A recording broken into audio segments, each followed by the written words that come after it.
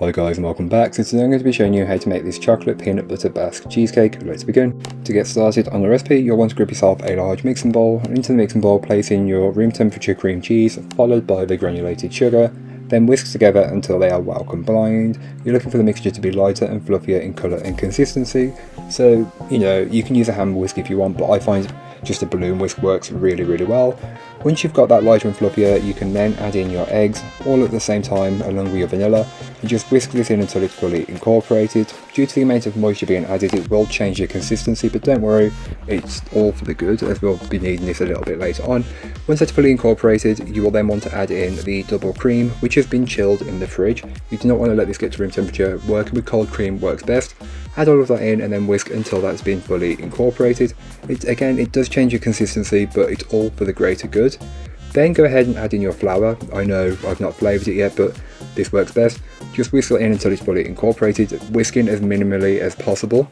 Then you can go ahead and just give the bowl a quick scraping down, and this is just to incorporate any bits that may not have been fully worked in from earlier on. Then go ahead and roughly divide the mixture in half, keeping half in one bowl and half into another.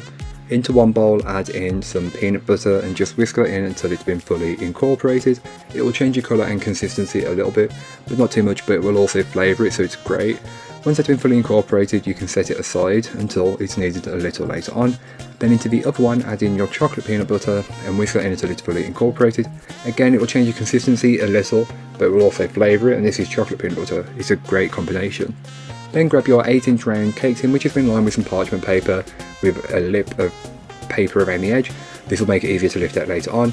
Then start to just add dollops of the cheesecake into the centre of the tin and just alternate between the two.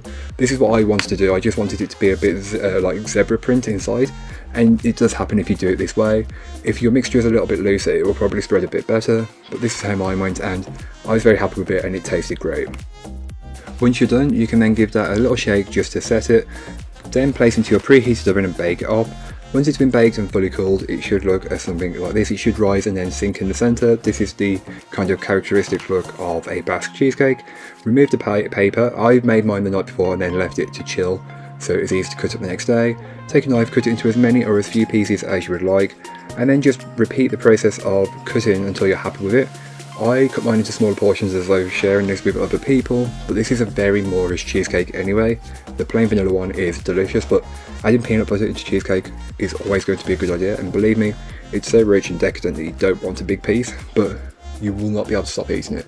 If you like the two, this is going to be dangerous, and look, you get that pretty pattern on the inside as well. But that's all for today. I hope you enjoyed. If you did, don't forget to like, comment and subscribe for more from me, and I'll be back again soon with another recipe, so join me then. In the meanwhile, don't forget to check out the description. There'll be a link to this recipe, a link to my blog and links to all my social medias. But that's all for today. I hope you enjoyed. Bye guys.